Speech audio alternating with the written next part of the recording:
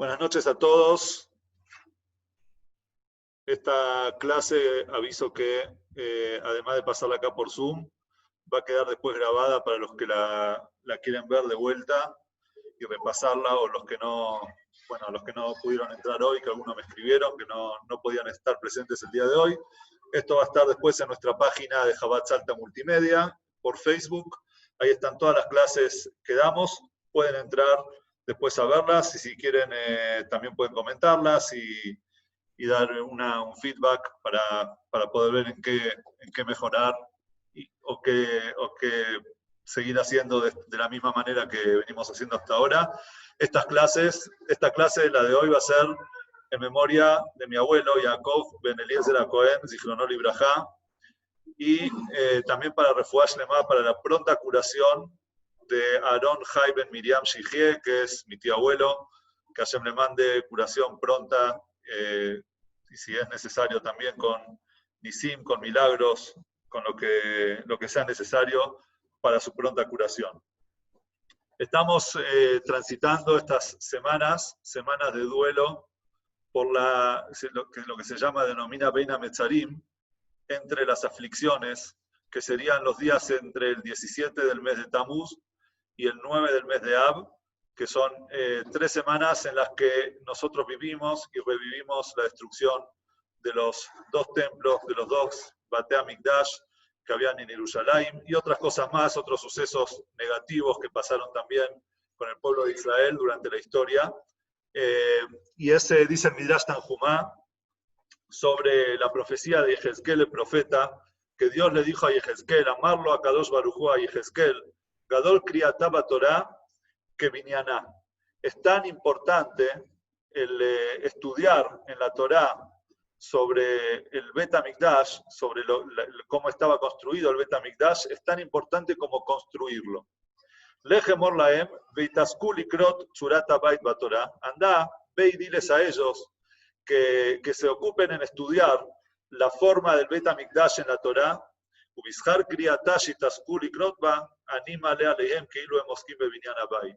Y por medio, como recompensa por estudiarla, entonces yo los voy a considerar como si ellos lo hubiesen estado construyendo. Es de acá que la importancia de estos días, y por eso la clase de hoy, es sobre la construcción del Bet HaMikdash. Y por medio de este estudio, quiera Dios considerarnos este estudio como una construcción y que nos reconstruya el tercer Bet HaMikdash con la llegada del Mashiach Amén. Y en la clase de hoy vamos a tocar un poco los temas desde el Mishkan hasta el tercer Bet HaMikdash, las diferencias que habían entre ellos, un poco de historia, pero principalmente vamos a tratar de darle un enfoque mucho más profundo, que es el título de esta clase, Construyendo Conciencia. Vamos a ver cómo se construye a partir de la destrucción. Hay una ley, una halajá en la Torá, que no se puede destruir un templo. Un templo, ¿sí?, no lo podemos destruir, al menos que vamos a construir otro mejor en su lugar. Si nosotros vamos a construir un templo más grande, un templo mejor, entonces en ese caso, obviamente, cuidando y guardando un lugar y un espacio para poder seguir rezando mientras se esté construyendo, pero esa es la única manera para poder destruir un templo. Es decir, que si el Bet HaMikdash Dios lo destruyó, es porque nos está esperando algo mucho mejor. Él está construyendo algo mucho más grande y mucho mejor.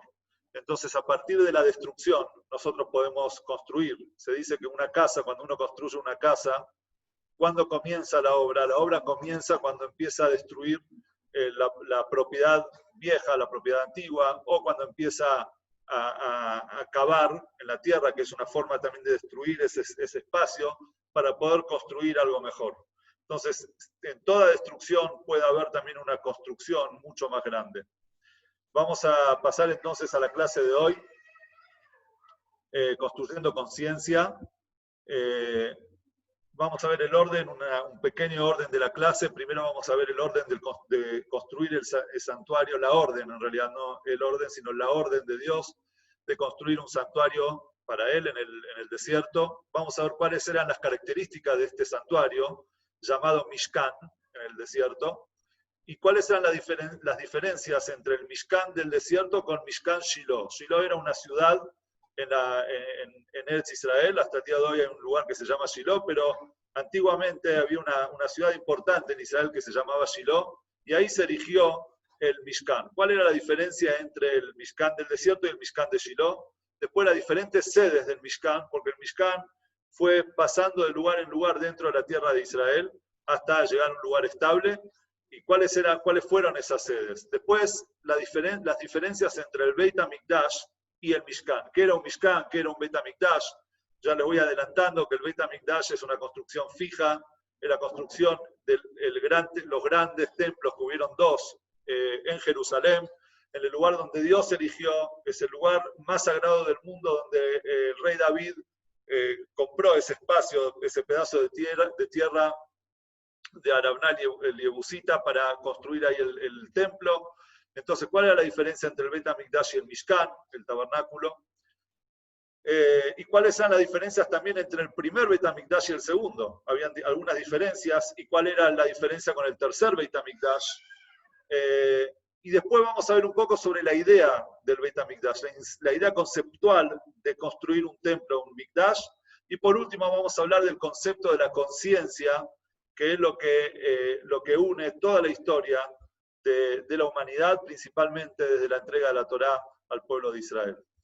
Bueno, para empezar vamos a ver dónde se origina la orden de construir un Mishkan, de construir un tabernáculo, un santuario para el pueblo de Israel. Acá les manda saludos, seguramente la escuchan a la bebita o de allá, que está abajo, pero bueno, se la escucha por acá también, así que les manda saludos. El pecado del becerro de oro. Todo comienza ahí. El pueblo de Israel acababa de recibir los 10 mandamientos de Dios. Todos conocemos la historia cuando baja Moisés, ahora lo vamos a leer de adentro, con las primeras tablas. De repente Dios le dice, baja, que el pueblo se corrompió. Moisés baja y cuando ve que estaban haciendo el pecado del becerro de oro, él rompe las tablas. Después de reprochar al pueblo y de motivarlos a arrepentirse, al arrepentimiento, entonces Moisés se encarga de pedirle perdón a Dios, y después de pedirle perdón a Dios y rezarle y implorarle a Dios, vuelve a subir al Har Sinai. Dios le entrega las segundas tablas, y con esas segundas tablas él baja en el día de Yom Kippur, que es el día que Dios perdonó al pueblo de Israel. A partir de ahí, al otro día, Dios le ordena a Moshe que le construyan un Mishkan, un tabernáculo. Sobre esto, si ustedes lo ven en los versículos de la Torá, se van a dar cuenta que la orden de Dios está en realidad en la mitad de los 10 mandamientos y después de las segundas tablas. Es decir, como que pareciera que Dios le dio la orden a Moshe antes de entregarle la Torá. Y es verdad que hay una discusión entre los comentaristas de cuándo sucedió, pero en la opinión de Rashi, que es el comentarista que va a la parte literal, según Rashi, él dice, la Torá no tiene tiempos, es atemporal, entonces no hay antes o después en la Torá, y por eso el tema ese del becerro de oro, el caso del becerro de oro estaba en la mitad, pero, la orden del tabernáculo estaba en la mitad, pero no necesariamente esa orden fue anterior, sino fue posterior al pecado del becerro de oro. Ahora vamos a ver acá en los textos, Moshe le está diciendo en este Jumash Devarim, que vamos a empezar a leer esta semana, Moshe le dice al pueblo de Israel, yo había subido a la montaña para buscar las tablas de piedra, tablas del pacto de Dios que Dios había hecho con ustedes. Permanecí sobre la montaña 40 días y 40 noches sin comer alimento ni beber agua. Dios me dio las 2 tablas de piedra escritas con el dedo de Dios. Dios me entregó a mí las lujot, me entregó las tablas. Al cabo de los 40 días y 40 noches, Dios me dio las 2 tablas de piedra como tablas de pacto. Mas entonces Dios me dijo, empieza a moverte y apresúrate a bajar de aquí. La nación que sacaste de Egipto se ha corrompido. Han sido prontos en desviarse de la senda que prescribí para ellos y se han hecho una estatua fundida. Entonces inmediatamente vi que habían pecado contra Dios su Señor haciendo un becerro fundido, agarré las 2 tablas y las arrojé de mis manos rompiéndolas ante los ojos de ustedes. Quiero aclarar que estos versículos no están no son, fui cortando, ¿no? Son versículos seleccionados que los fui cortando para que se pueda entender un poco mejor. Entonces, me eché delante de Dios, y tal como durante los primeros 40 días y 40 noches, de la misma manera, así como estuve 40 días y 40 noches en el monte, yo me puse a pedirle a Dios, eso es lo que dice, entonces me eché delante de Dios, me eché delante de Dios significa le recé, le imploré, le pedí a Dios para que los perdonara. No comí nada de alimento ni bebí agua, es decir, hay por segunda vez 40 días, 40 noches, ya llevamos 80 días. Después tomé el becerro, la cosa pecaminosa que habían hecho y lo quemé en el fuego, entonces lo pulvericé moliéndolo bien hasta que fuera tan fino como el polvo y arrojé el polvo hacia la corriente que fluía desde la montaña. Es decir, Moshe se deshace del becerro de oro.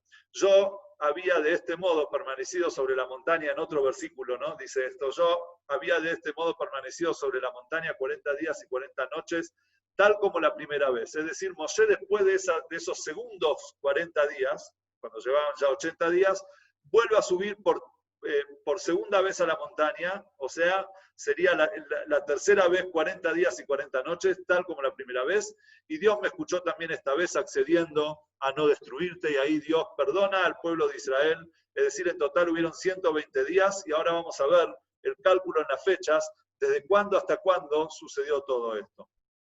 El 6 de Sivan, nosotros escuchamos los 10 mandamientos de Dios. 6 de Sivan es el día de Shavuot, escuchamos los 10 mandamientos y Moshe se quedó después de oír los 10 mandamientos, se quedó 40 días en el Har Sinai, o sea, el 7 de Sivan Moshe sube al Har Sinai, se queda 40 días y 40 noches, y cuando baja, un día 17 del mes de Tammuz. ¿Qué es el día 17 del mes de Tammuz? Como dijimos al principio de esta clase, es el comienzo de los días de duelo, de las 3 semanas de duelo que hay entre el 17 de Tammuz y el 9 de Av. Una de las cosas malas que pasaron, de las cosas negativas que pasaron en el día 17 de Tammuz es justamente la rotura de las tablas, las primeras tablas, las primeras lujot que rompió Moshe a raíz del pecado del becerro de oro.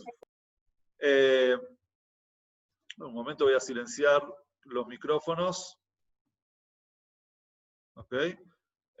Bien. El 18 del mes de Tammuz, o sea, el otro día, ¿sí? Después se levanta, dice la Torá, Baim y Mojorat, fue al otro día que Moshe, el 18 del mes de Tammuz, quema el becerro, y a partir de ahí empieza a implorarle el perdón a Hashem. Como dijimos antes, Moshe 40 días y 40 noches empezó a pedirle a Dios, a implorarle a Dios el perdón. El día 29 de Av, que es Rosh Chodesh Av, sube de vuelta al Har Sinai por los últimos 40 días y 40 noches.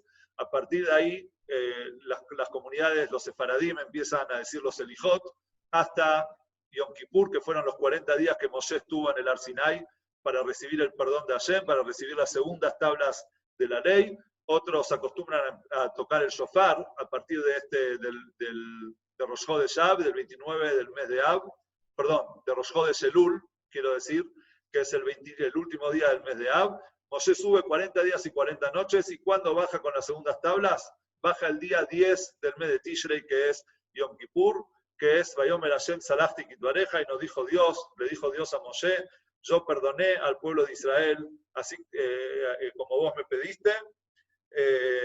Y bueno, y eso es lo que nosotros festejamos, el día más importante del año para nosotros, que es el día de Yom Kippur. El día de Yom Kippur, Hashem nos enseñó, nos dio una lección importantísima, que es la lección de perdonar, más allá de la gravedad de la transgresión o de la falla, la falta que haya tenido la otra persona. Dios nos enseñó que cuando hay una teshuvá, cuando hay un arrepentimiento sincero, entonces hay que perdonar. Eso pasó el día 10 del mes de Tishrei, cuando Dios nos entrega las segundas tablas, y es decir, esta orden, digamos, de tiempo, esta línea de tiempo, empieza en la festividad de Shavuot y termina en la festividad de Yom Kippur.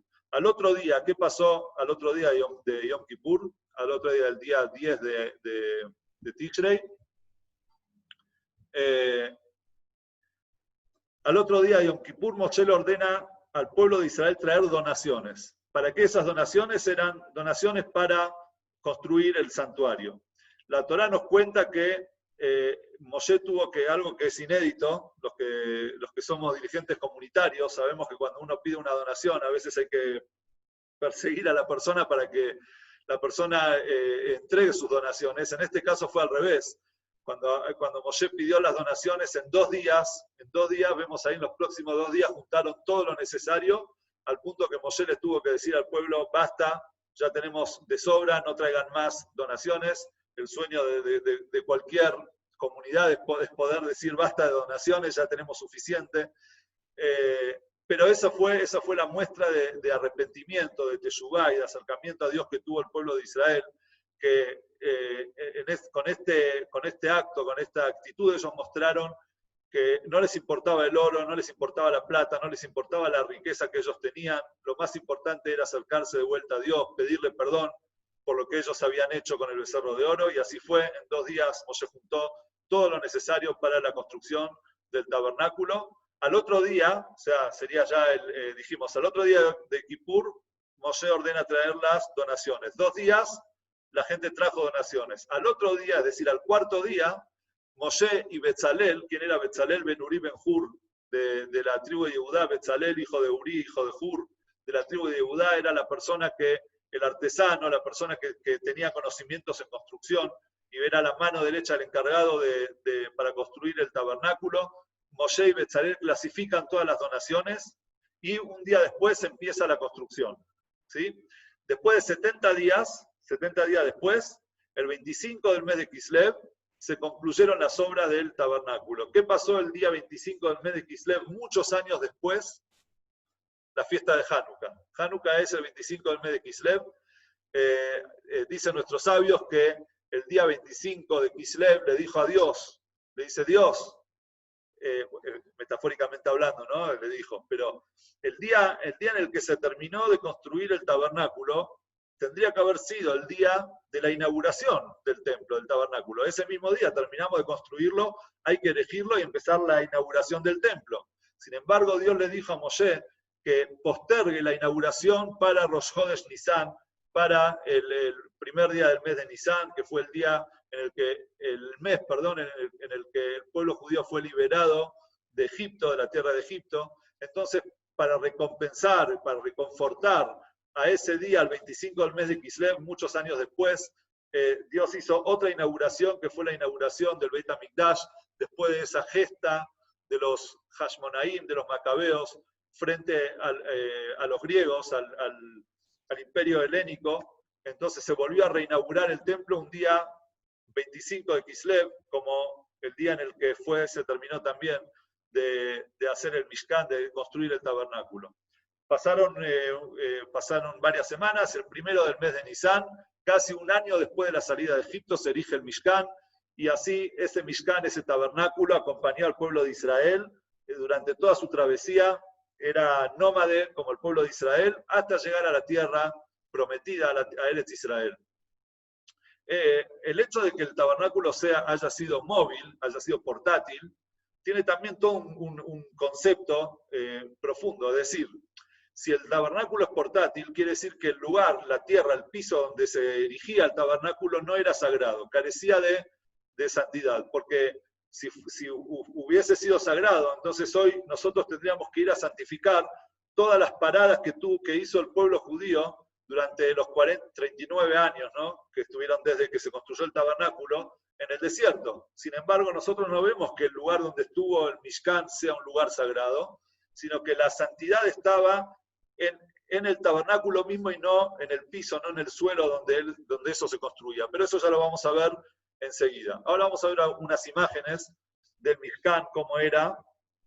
El Mishkan, dijimos, era portátil, se construía, se erigía, se lo armaba en realidad, se armaba y se desarmaba cada vez que el pueblo de Israel llegaba a un lugar, se asentaba en un lugar. El tiempo que ellos estaban, lo primero que hacían era armar el tabernáculo, este Mishkan, y todo el campamento estaba alrededor, ¿sí? Alrededor estaba el campamento, y en el centro de todos los campamentos, de todas las carpas del lugar donde estaban los judíos, estaba este Mishkan. El Mishkan por fuera era de tela, ¿sí? Eran telas con columnas, como lo ven acá en la imagen. Dentro del Mishkan había otro lugar que estaba el Mizbeach. El Mizbeach es el altar donde ven ahí en el medio con el humo. Tenía también el lugar, el kior donde se lavaban las manos los kohanim, las manos y los pies, para poder hacer el servicio dentro del templo, y tenía la parte más sagrada, que era la parte que tenemos acá atrás, ¿sí? No sé si ven el mouse, pero esa parte que era cerrada, que tenía columnas, y digamos, columnas que se unían, y de esa manera estaba totalmente cerrado, y arriba habían varias capas de tela, de cuero. En ese lugar estaba, ya vamos a ver más imágenes más adelante, en ese lugar estaban las cosas más sagradas, los elementos más sagrados que tenía el templo, que era la menorá, era el Mizbeach, el otro altar más chiquito donde se hacían los inciensos, y estaba también el Lechem Apanim, donde iban los 12 panes, y dentro había otro habitáculo dentro de esa carpa, que era el Kodesh HaKodashim, el lugar más sagrado de todos, donde estaba ahí el arca con las tablas de la ley. ¿Cuál fue la travesía del Mishkan? Viniendo desde el desierto, dijimos 39 años, acompañó al pueblo judío en el desierto, y una vez que entraron a la tierra de Israel, lo pusieron, lo armaron en el Gilgal, un lugar que se llamaba Gilgal. ¿Sí? Pueden ver ahí, es bien cerca de la frontera con hoy en día Jordania. Ahí estuvo 14 años el Mishkan, hasta que terminaron de conquistar toda la tierra de Canaán, de dividir la tierra, y pasaron a armarlo en la ciudad de Shiloh. La ciudad de Shiloh fue la capital espiritual del pueblo judío durante 369 años. O sea, una gran parte de la historia del pueblo de Israel estuvo, la capital espiritual, el centro espiritual estuvo en la ciudad de Shiloh. ¿Sí? Ahí sucedieron las historias con Elías Cohen, con Shmuel el profeta, con Haná. Haná, cuando fue a rezarle a Hashem para tener hijos, y lo tuvo a Shmuel, al profeta Shmuel fue ahí en ese lugar en Shiloh. Pero después de 369 años, en una guerra con los filisteos, el Mishkan, el tabernáculo de Shiloh, fue destruido, y los filisteos se llevaron el arca, es decir, que quitaron el arca del tabernáculo, y después el arca, esto no vamos a verlo hoy, pero el arca estuvo, a los filisteos les trajo muchos problemas, porque Dios no quería que esté en manos de enemigos. En fin, fue pasando de un lugar a otro, hasta que al final el rey David lo lleva a Jerusalén. Los que estuvieron en las clases, en la serie de clases sobre el rey David, ya lo vieron eso, como el rey David lleva el arca a Jerusalén con una gran fiesta, y él bailando adelante. Él le construye una carpa especial para el arca, ¿sí? Una carpa para poner ahí el arca con las tablas de la ley. Pero el tabernáculo, el Mishkan, siguió pasando de Shiloh, fue a la ciudad de Nob. Cuando fue destruido Shiloh, se construyó, se lo volvió a armar en la ciudad de Nob. Nob era una ciudad de Kohanim, de sacerdotes. También los que estuvieron en la clase, en la serie del rey David, escucharon la historia con Shaul, que Shaul manda a matar a todos los Kohanim de la ciudad de Nob por haberle dado refugio al rey David. Ahí estuvo 13 años. Después de esos 13 años, pasa el Mishkan a la ciudad de Gibón. En la ciudad de Gibón estuvo 44 años, hasta que se empezó a construir en la época del rey de Salomón, de Shlomo HaMelech, se empezó a construir el templo, el gran templo, el Beit HaMikdash, en Jerusalén, y ahí pasó el centro espiritual a Jerusalén.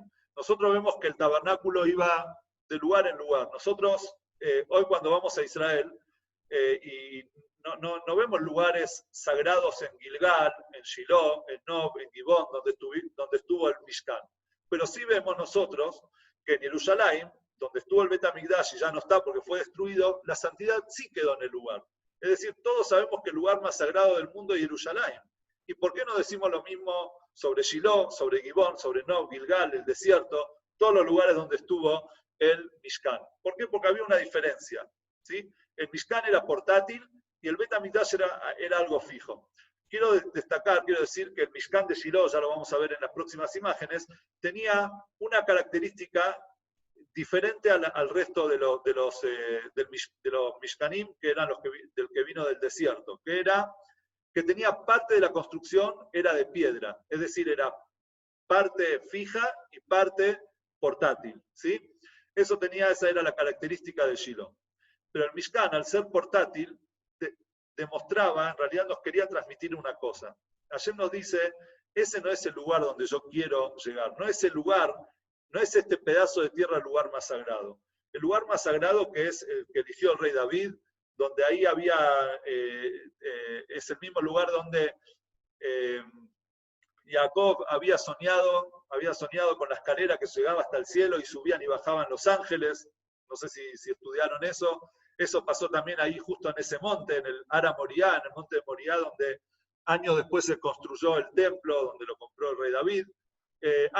Anteriormente, Abraham fue a sacrificar a su hijo Yitzhak, donde vino un ángel de Dios y le dijo, Al tishlach al el anar, no eches tu mano sobre el muchacho, déjalo vivir. Pero ahí en ese momento Abraham había demostrado toda su amor a Dios, su entrega hacia Dios, estaba dispuesto a sacrificar a su propio hijo. Y para los que creen y se imaginan y se figuran a Yitzhak como un bebé, Yitzhak tenía en ese momento 37 años, es decir, era más fuerte que su padre, tenía más fuerza que su padre. Sin embargo, Yitzhak era tan grande también como, obviamente, que sacrificar a un hijo es mucho más difícil que sacrificarse a uno mismo. Pero Yitzhak también tenía una gran ¿cómo se dice?, sacrificio en ese momento al permitirle a Abraham, a su padre, sacrificarlo, que al final Dios le dijo que no y prohibió de hecho los sacrificios humanos. En ese mismo lugar también, según algunos comentaristas, Noah hizo, después del diluvio, una vez que cesó el diluvio, él hizo un sacrificio, una ofrenda a Dios, fue también en ese monte, es decir, era un lugar sagrado ya desde el comienzo de los tiempos, en la época de Adán. Ahí Caín y Abel hicieron sus ofrendas, ahí Adán, Arishon también, de esa tierra Dios sacó para crear a Adán. Es decir, era un lugar sagrado, y hacia ese lugar Dios nos llevó y nos fue guiando desde la tierra de Egipto hasta ese lugar, hasta ser erigido en ese lugar, construido en ese lugar, el gran templo en la época de Shlomo Amelech. Entonces, por más que el templo se destruyó, el lugar quedó siendo sagrado, y por eso hasta el día de hoy todos vamos nosotros ahí al Kotel HaMaraví. Vamos a seguir viendo unas imágenes más. Esto es en el tabernáculo, como ven, era todo portátil, ahí tienen los palos con los que se cargaba el Mizbeach, el altar, ¿sí?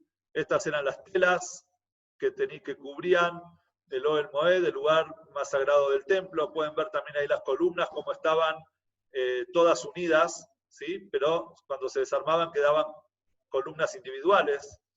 Y vemos acá lo que había dentro de esa pieza, dentro de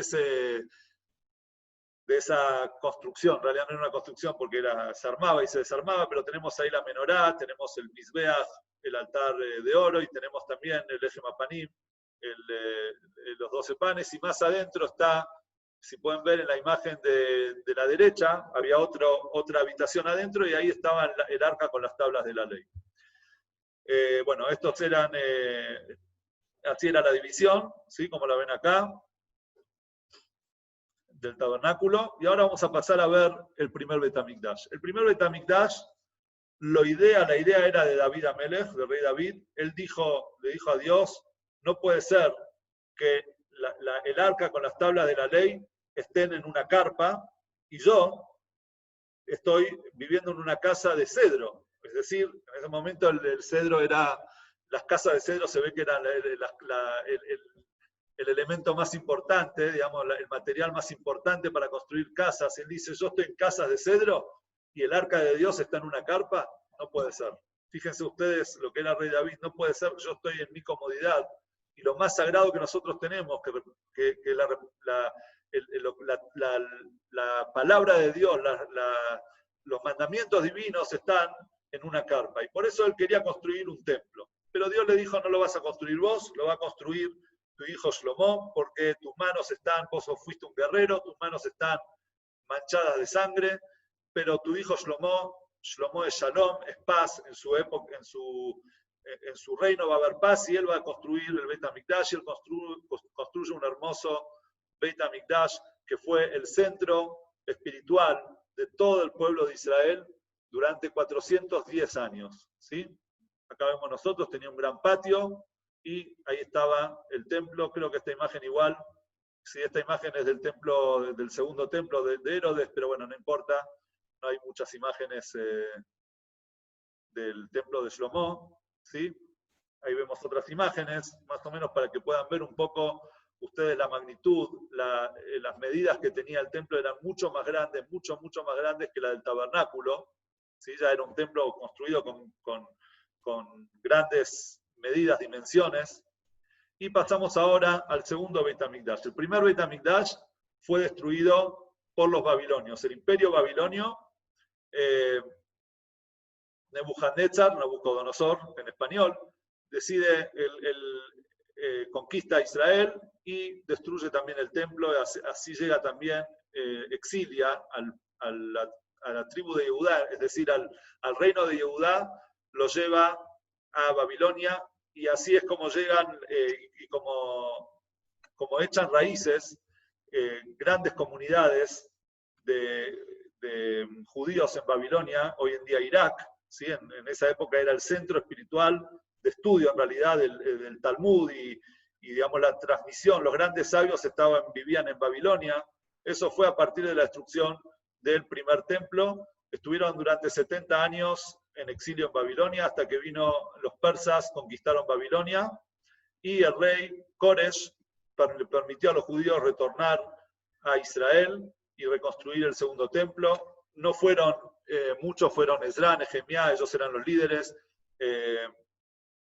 fueron con un grupo de judíos que generalmente eran los judíos que no se habían arraigado en Babilonia, quizás más pobres, o los que querían, ansiaban retornar a Israel, y ellos fueron a Israel, retornaron a Israel y construyeron el segundo templo. Al principio era un templo muy austero, muy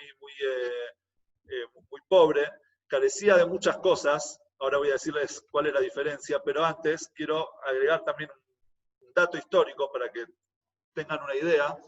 El reino Israel se había dividido en dos reinos, ¿sí? Saben que estaba el reino de Israel por un lado, que incluía 10 tribus, y tenían el reino de Yehudá, que era una tribu y media, 2 tribus, y además los Levín, que estaban alrededor de Jerusalén. Las 10 tribus fueron conquistadas y fueron desterradas por el imperio asirio, ¿sí?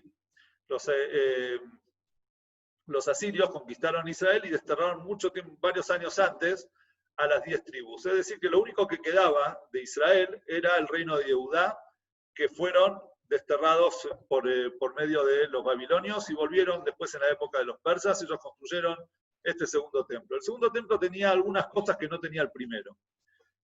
Primero, no estaba el arca ya lo habían escondido. El rey Salomón, cuando construyó el templo, sabía que en algún momento podría ser destruido, y él, para conservar los elementos, las cosas más importantes y más sagradas del templo, él decidió construir bajo tierra pasadizos secretos donde iban a guardar esos elementos antes de ser destruidos. Uno de los reyes de Israel, cuando vio que el pueblo judío se estaba encaminando, se estaba corrompiendo, decidió mandar a guardar todas esas cosas, y cuando se destruyó el templo no estaba el arca, no estaba la menorá y varias otras cosas más. Es decir, en el segundo templo no estaba el arca. O sea, el lugar, el Kodesh HaKodashim, el lugar más sagrado, el Sancto Sanctorum, como se dice en español, o en latín, no sé en qué idioma, en ese lugar estaba vacío. Segundo, tampoco tenía, el segundo templo no tenía la divinidad. Es decir, el primer templo habían milagros que ocurrían.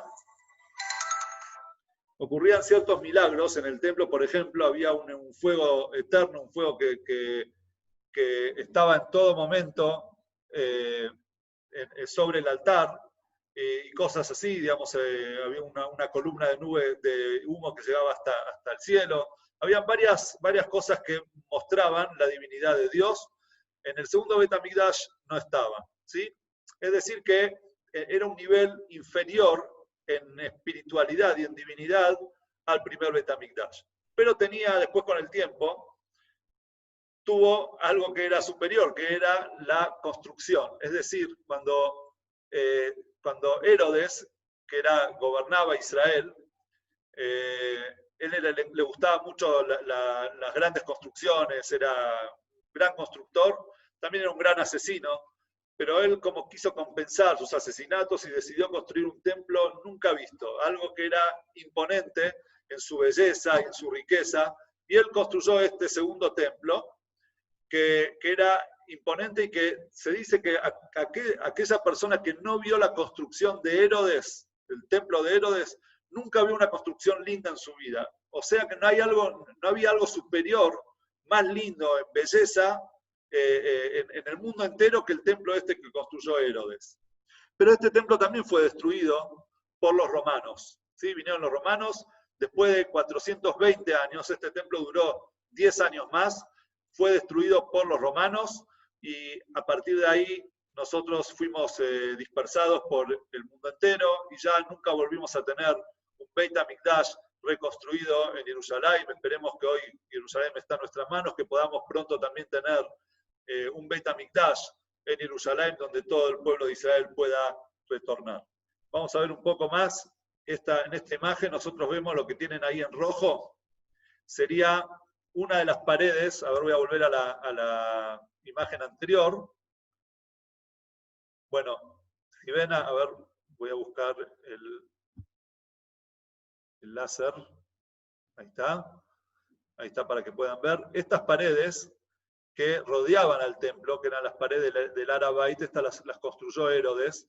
Él lo que hizo fue, eso era una montaña, él rellenó la montaña, o sea, hizo paredes, muros de contención, llenó la montaña con tierra como para alisar el piso donde iba a construir el templo. Por eso ustedes pueden ver acá todo un patio gigante alrededor del templo.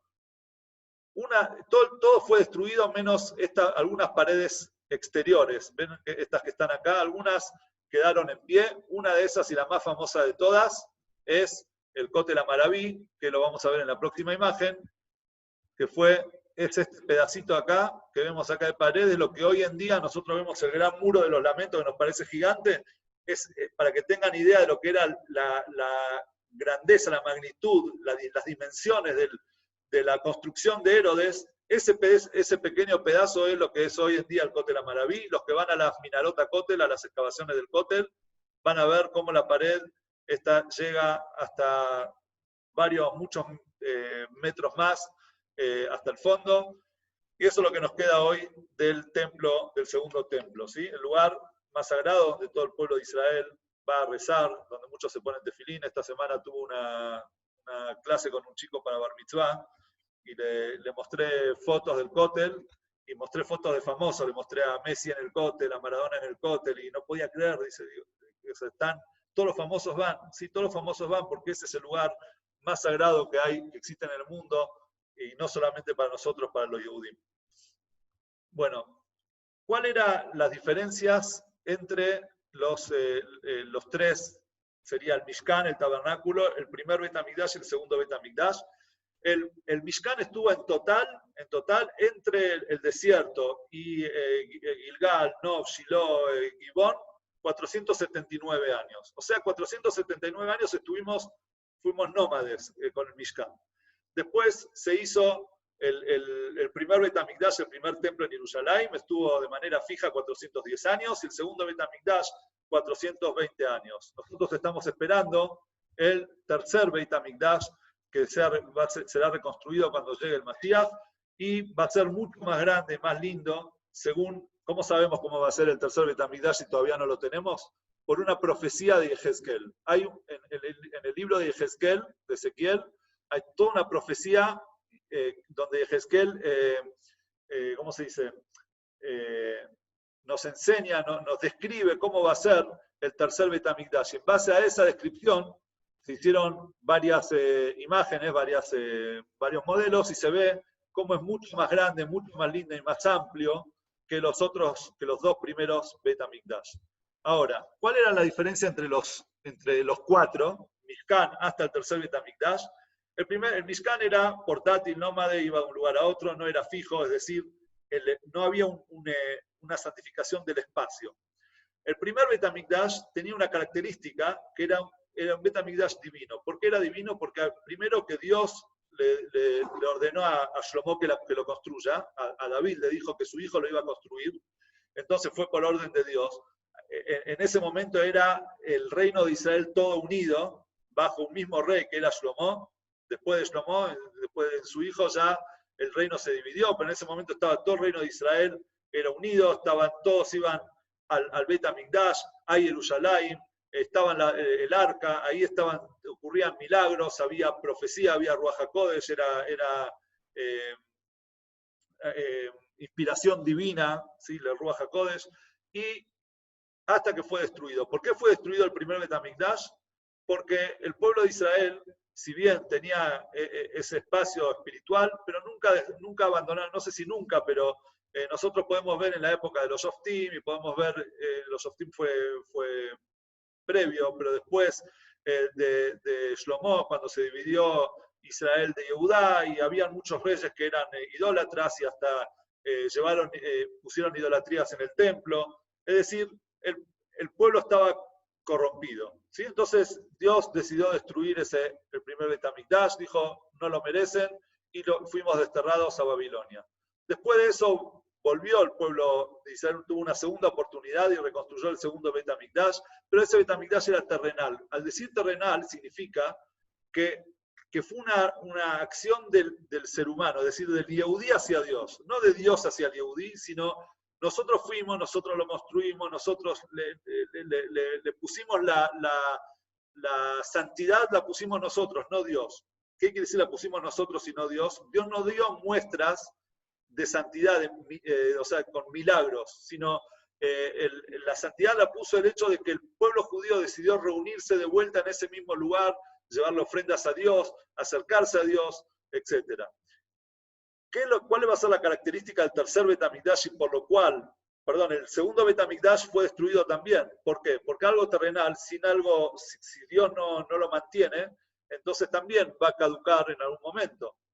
Tiene un final. Y el segundo Bet HaMikdash fue destruido por odio sin sentido, por odio gratuito, es decir, por peleas, por corrupción. Hubo una época sobre el final digamos, muchos años, ¿no?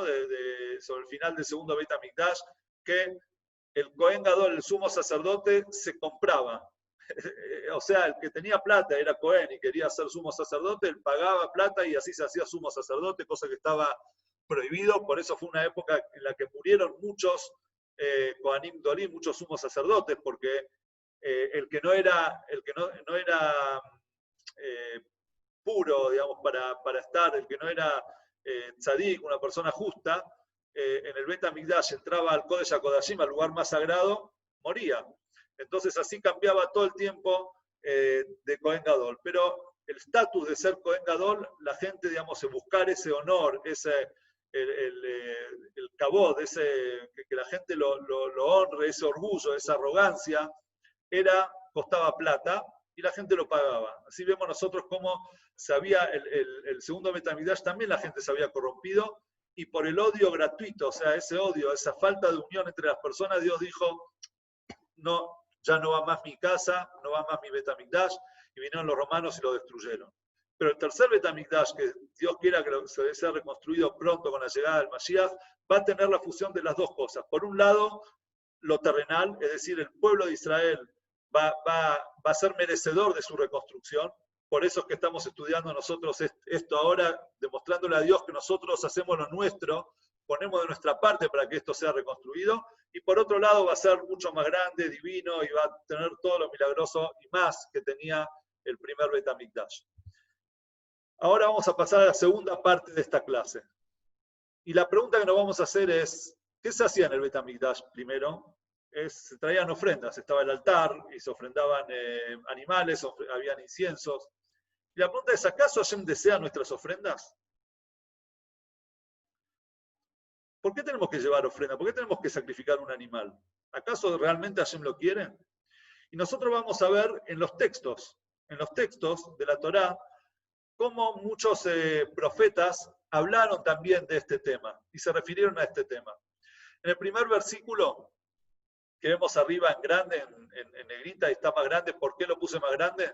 Porque esto es parte de la Haftará que vamos a leer este Shabbat. Este Shabbat, el que viene mañana, se llama Shabbat Hazón. Es el Shabbat previo al 9 de Av, que es el día de la destrucción del templo, en el cual nosotros ayunamos y guardamos duelo. Pero el Shabbat previo al 9 de Av se llama Shabbat Hazón, Shabbat de la visión. ¿Por qué la visión? Porque leemos en la Haftará, después de leer la Torá, hay una parte, un extracto de los profetas. Nosotros vamos a leer en Yeshayahu, Hazón Yeshayahu Ben Amotz, está la visión de Yeshayahu, de Isaías, hijo de Amotz. Bueno, hay varios textos largos, pero yo saqué una parte de ese texto que dice así. Yeshayahu le dice, está profetizando, ¿no? Es la voz de Dios en realidad hacia las personas.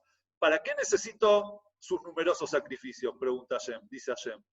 Estoy saturado de ofrendas de carneros y de grasas de animales de engorde. No deseo la sangre de toros, ni de corderos, ni de chivos.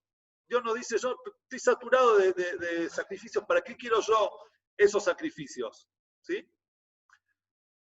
En otro texto, vemos en Shmuel, ¿sí? El profeta Shmuel dice, pero Samuel dijo, ¿se deleita el Señor en holocaustos y sacrificios, tanto como en obediencia al mandato del Señor? Seguramente la obediencia es mejor que el sacrificio, el cumplimiento que la gordura de los carneros. Y acá nosotros vemos que Shmuel ya nos está diciendo un poco más de que Dios no quiere los sacrificios. Shmuel nos está diciendo, Dios prefiere la obediencia, Dios prefiere el cumplimiento antes que los sacrificios. Y vamos a decir, ahora ya vamos a explicar todo esto, vamos a decir otro texto más. Esto es en el Teilim, David Amelech en el capítulo 51, que las últimas clases ya lo leímos, le sacamos bien el jugo sobre el final. David Amelech dice algo que nosotros decimos 3 veces por día en la Amidá, ¿sí? En el rezo decimos Hashem sfatay tiftah ufi agite y la teja, Hashem abre mis labios y mi boca dirá tu alabanza. Es decir, David Amelech se estaba preparando para rezarle a Dios, ¿sí? Le iba a orar a Dios, le iba a hablar a Dios, no a traer una ofrenda, sino a hablar, ¿sí? Abre mis labios y mi boca dirá tu alabanza. Y el rey David dice, ¿por qué? ¿Por qué va a ser así? Pues tú no deseas que yo traiga ofrendas, ni quieres holocaustos. Lo que vos querés no son, Dios, no es ofrenda, no querés holocaustos, no querés sacrificios. ¿Por qué? Porque la ofrenda propicia a Dios. ¿Cuál es la ofrenda que Dios realmente quiere? Es un espíritu contrito, un corazón contrito y quebranto Dios no desdeñas. Es decir, el rey David le dice a Dios, vos lo que querés realmente es nuestro corazón. Y no hay un corazón más completo que un corazón quebrantado. Y un corazón quebrantado no es un corazón triste, es un corazón que reflexiona, es un corazón que se arrepiente cuando comete un error, es un corazón que está sensible a las necesidades de los demás y a lo que Dios le está pidiendo. Eso es lo que vos querés, Dios. Y eso es lo que nos dijo también el profeta Shmuel, que vos preferís la obediencia y el cumplimiento antes que los sacrificios. Entonces, ¿por qué nosotros traíamos sacrificios? ¿Cuál era el motivo si es así? Entonces, acá yo voy a empezar a hablar un poco de lo que es la concientización del pueblo de Israel. Cómo nosotros creamos conciencia a partir de la destrucción. Entonces, tenemos que poner todo en contexto. El pueblo judío originalmente era pagano, como eran todo el resto de los pueblos. Como decimos en la Agadá de Pesach, Mitjilá, en un comienzo, de Abodá Zará, Yoaboteinu, nuestros antepasados eran idólatras. Pero después vino Dios vino Abraham y se apegó a Dios, y Dios lo eligió a sus hijos como pueblo, Isaac, Jacob, el pueblo de Israel estuvo en Egipto, Dios nos sacó de Egipto, ¿y qué es lo que hizo Dios? ¿Qué es lo que nos pidió? Me harán un santuario. Cuando Dios le pide, después de ese Yom Kippur que dijimos al principio, Dios le pide al pueblo de Israel, Beazuli Mikdash, Beshahanti Betoham, ustedes harán para mí un santuario y yo moraré entre ellos. Los que acá entienden de lengua, me van a decir, esto está mal formulado. ¿Qué quiere decir? Me harán un santuario y yo moraré entre ellos. Yo moraré en él, no entre ellos. ¿Y qué quiere decir entre ellos? Acá Dios nos está dando un mensaje poderoso. El santuario no está únicamente en un lugar fijo. El santuario está entre ellos. ¿Quiénes son ellos? Ellos somos todos nosotros. Soy yo, son ustedes, es todo el pueblo de Israel que estuvo presente en ese momento, son todos los seres humanos que hay en el mundo durante toda la historia. Dios les dice, háganme un santuario, háganme en sus corazones un espacio sagrado, un lugar donde yo pueda estar, donde yo pueda ingresar. Y nuestros sabios nos dicen, en el lugar donde el arrogante, el orgulloso está, Dios no puede estar. Dios no puede estar en un lugar donde no hay un vacío en el sentido de humildad, donde nosotros le permitamos ingresar a Dios dentro nuestro. Y eso es lo que dice Dios, yo moraré entre ellos. Ese santuario es en el corazón de cada uno y uno de ustedes. También dice, haré que sienta mi presencia dentro de los israelitas. Y seré un Dios para ellos. ¿Qué decir dentro de los israelitas? Bueno, uno que lee textualmente esto va a decir, claro, ¿dónde estaba el tabernáculo? Estaba en el centro del campamento, dentro de los israelitas, Betoch Bnei Israel. Pero en realidad, uno que ve con un poco más profundidad, ve más allá, se da cuenta de que Dios no estaba hablando de ese espacio, que en realidad no era sagrado. ¿Por qué no era sagrado? Como dijimos al principio, el tabernáculo no santificaba el lugar. El lugar, el espacio, el pedazo de tierra no quedaba sagrado. Una vez que se iba el tabernáculo, ese lugar era nada. Entonces, lo que Dios quería dentro de los israelitas era dentro de cada uno y uno de nosotros.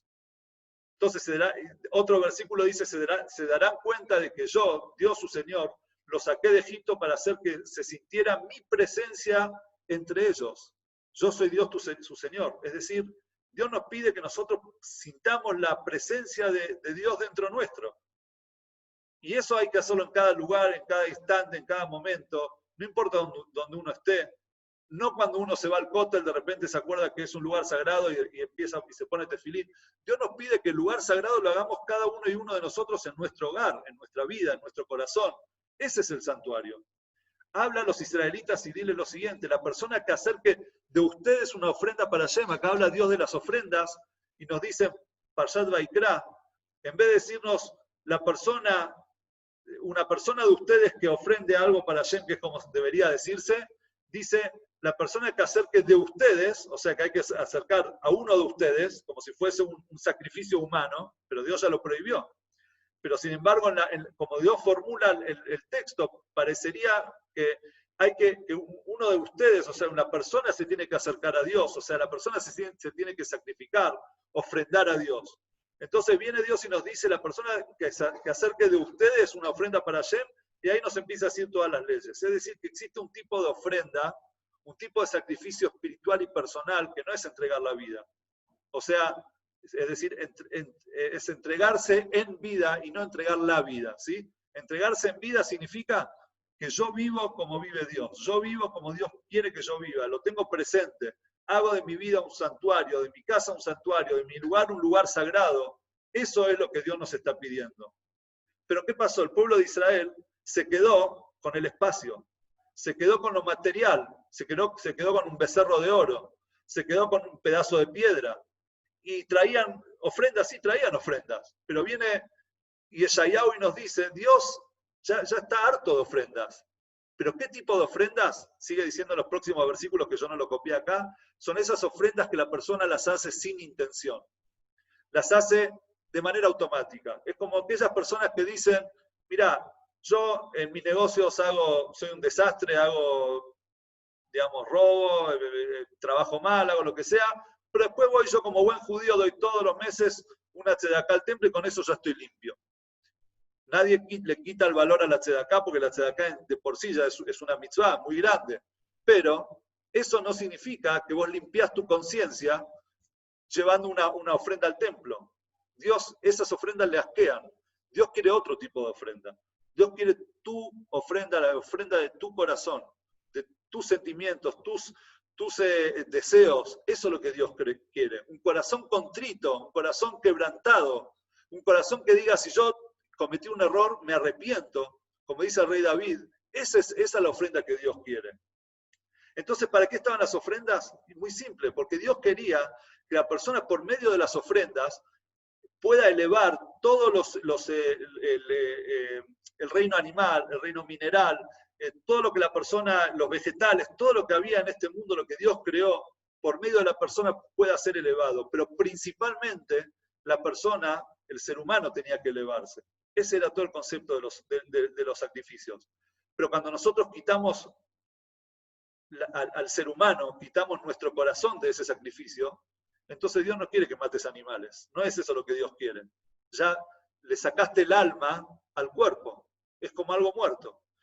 Y nosotros tenemos un Malbim, lo puse acá en hebreo porque no podía traducirlo todo, pero voy a traducir con ustedes. Un comentarista trae sobre Yeshayahu, sobre ese versículo de Yeshayahu, trae lo que estamos hablando ahora. El versículo dice, Lamali, ¿por qué quiero yo, dice Dios, Helem Mereim, cebo digamos, grasa de animales? ¿Para qué quiero yo todo eso? Entonces dice el Malbim lo siguiente. Ha'am, ayu regilim ba'et ahí, le'avi korbanot rabim ushmenim, v'chashmu ki beze yasigu atachlit hanirtza.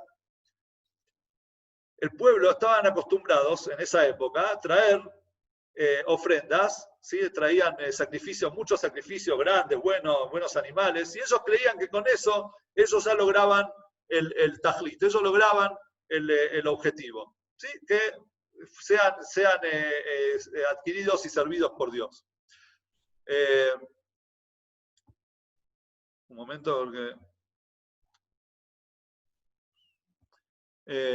bueno,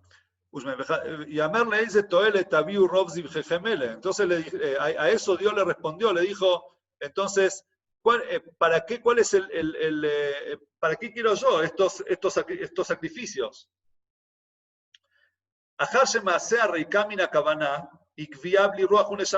Por ser que el maasé, el acto vacío de intención, sin conciencia, sin intención, es como un cuerpo, como un pedazo de un cuerpo sin espíritu, sin alma.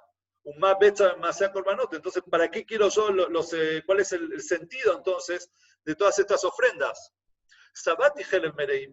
Dice Dios, yo ya estoy satisfecho de tantas ofrendas, de las que me habían traído anteriormente con kavaná, con intención. רוצה לומר, לאחר שהתכלית המבוקשת בקורבנות אלה היא להראות הכרת חסד השם ובטובתו והכנתו לפניו, אתם שאינכם מכוונים זאת בהביאכם הקורבן, כמדומים אתם כי ארעב לשבוע חלב ובשר לשובע, משיב אני לכם, שבעתי בם ואיני רוצה בהם עוד. Dice Dios, después de que ustedes que le quitaron la intención a esos korbanot, le quitaron la intención y la conciencia a esos sacrificios de por qué uno lo trae, y por qué uno lo trae es para demostrar a Karatatov, que es a Karatatov, reconocer el bien que Dios nos hace, reconocer que todos los animales que nosotros tenemos, todos los campos que nosotros sembramos y cosechamos, todas nuestras posesiones le pertenecen a Dios y le queremos agradecer. Entonces le llevamos lo mejor. De esos animales, la mayoría se comían el Bet HaMikdash, o comían los Kohanim, se hacían grandes asados, la gente también. Era un momento de conexión, de festejar y de estar alegres por lo que Dios nos dio. Pero cuando le sacamos esa intención, entonces Dios nos dice, yo no estoy hambriento ni de sacrificios, no es esto lo que yo quiero. Ustedes que no vuelven, no se arrepienten, no hacen teshuvá, no retornan de sus malas acciones a Dios, el dama corbana nitzarich, ¿ustedes creen que yo necesito la sangre de ese animal? Si ustedes no se arrepienten, si ustedes no le ponen esa intención, ese corazón, y siguen haciendo las cosas malas, siguen siendo corruptos, ¿ustedes creen que yo quiero esa sangre de animal? De Ukidam Parim Basim los Hafatztibo. Sepan que esa sangre de animales yo no la quiero. Este es un Malbim que nos demuestra a nosotros el sentido de lo que Dios nos pide a nosotros con un Bet HaMikdash. Entonces, cuando Dios destruye el Bet HaMikdash, en realidad está destruyendo esa falta de conciencia, está destruyendo esa falta de intención, esa falta de corazón que está dentro de esa materia. Es algo físico, es algo palpable. Entonces, no es la piedra lo que vale, no es el animal lo que Dios quiere. Dios quiere nuestro propio animal, el animal que nosotros, cada uno y uno de nosotros tiene dentro. Ese animal que nos dice, mirá, ahora andá y tomate unas buenas vacaciones, ¿para qué vas a hacer de tu casa algo kasher? ¿Para qué? Y nos empieza a llevar por el lado materialista, por la ambición material y no por la ambición espiritual. Eso Dios lo destruyó. Por eso Dios destruyó nuestro templo, para construir algo nuevo. Dios quiere construir conciencia. Y nosotros lo vemos también en la historia. Al principio la ofrenda principal, ¿cuál era? Un ser humano. ¿Sí? Hasta hace poco, hasta acá en Salta tenemos la momia de Yusayaco, que eran ofrendas, según algunas opiniones, eran ofrendas vivas, ¿sí? Que le hacían los incas a sus dioses. Es decir, eso era lo que se acostumbraba en su momento, hasta que llegó Abraham. Y cuando vino Abraham, Dios le dio una sola oportunidad de demostrar, y no se lo permitió terminar, no le permitió concluir, le dio la oportunidad de demostrar que él estaba dispuesto a sacrificar a su hijo. Cuando él estuvo dispuesto, Dios le dijo al Tishlaj el Halanar, no lo toques, y yo no quiero ofrendas humanas. Es decir, no quiero la vida de la persona, sino quiero que la gente me sirva en vida. Eso es lo que yo quiero. Y a partir de ahí empezaron los sacrificios, pero los sacrificios eran genuinos, eran sacrificios que llegaban desde el corazón de las personas.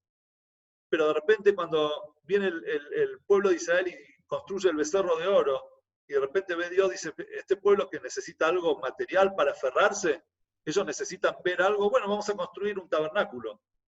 Entonces construye el tabernáculo y las ofrendas eran dentro de ese tabernáculo únicamente. Después hubo una época también que, cuando no estando en Shiloh, el tabernáculo, se permitieron las bamot, que eran altares, digamos, que estaban en otros lugares, pero en general los sacrificios se hacían en un solo lugar. Y una vez destruido ese lugar, se terminaron los sacrificios. ¿Y qué nos dice Osea? El profeta Osea dice, un Eshalmaf Parim Sfatenu, a partir de ahora, nuestros labios van a estar en lugar de esas ofrendas, es decir, el rezo, la tefilá. Fíjense ustedes cómo Dios fue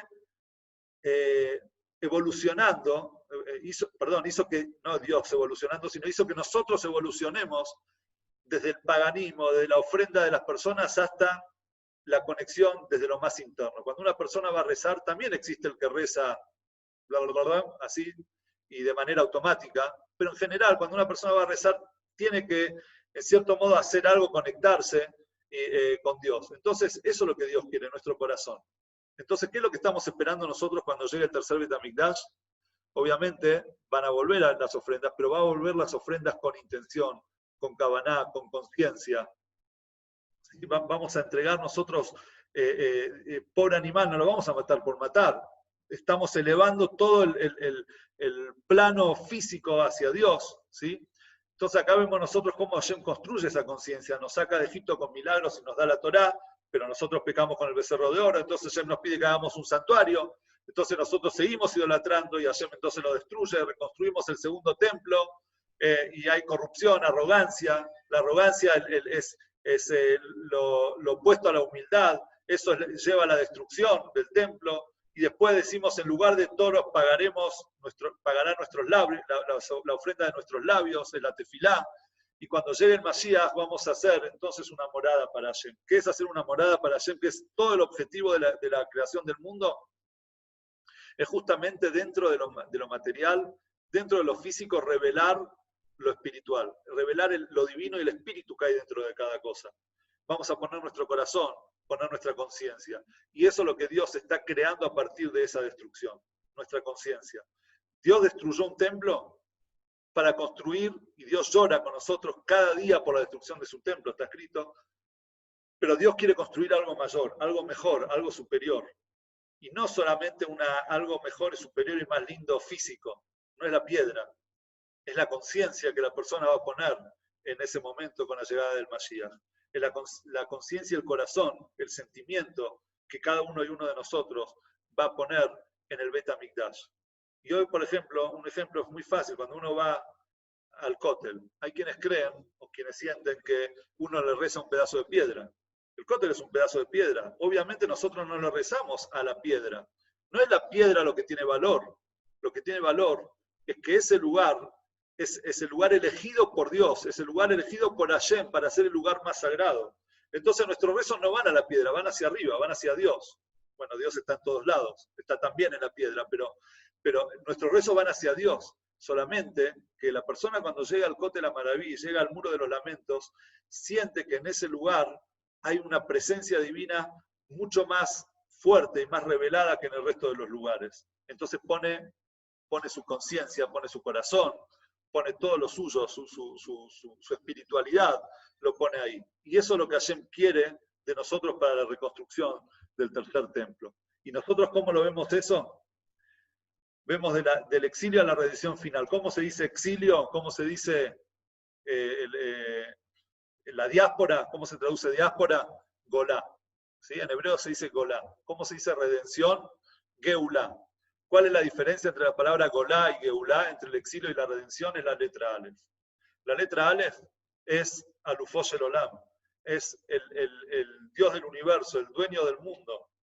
Es la letra Aleph. El Aleph es uno, único, ¿sí? Que es Dios.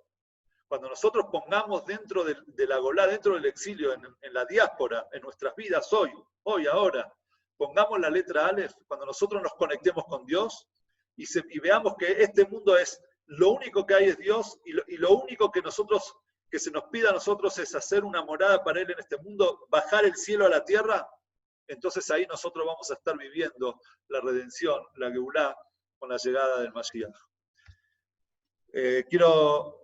Vuelvo a repetir, estas clases, los que la quieren volver a escuchar, las quieren compartir, están en nuestro Facebook, Jabat Salta Multimedia, en esta página, así que pueden ingresar. Me gustaría también que comenten qué les gustó, qué es lo que no les gustó. También aceptamos críticas constructivas.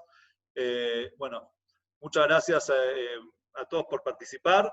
Voy a abrir los micrófonos por si quieren hacer preguntas y la semana que viene nos vamos a encontrar de vuelta. La semana que viene es Tisha B'Av. A esta hora vamos a estar terminando el ayuno, o sea, vamos a empezar a comer. Pero no quiero anular una clase de Torah. Entonces, a pesar de que seguramente me van a entender que voy a estar un poco más débil, pero vamos a hacer igual la clase de Torah 9 de Av. Y ¿por qué no? Si hay que aumentar en cosas buenas, y la Torah es algo bueno para la reconstrucción del Bet HaMikdash, entonces obviamente que lo vamos a hacer, así que los espero a todos la semana que viene, a esta misma hora, me parece. Cualquier cosa lo voy a avisar en la semana. Bueno, ahí abrí los micrófonos por si alguien quiere hacer alguna pregunta, algún comentario.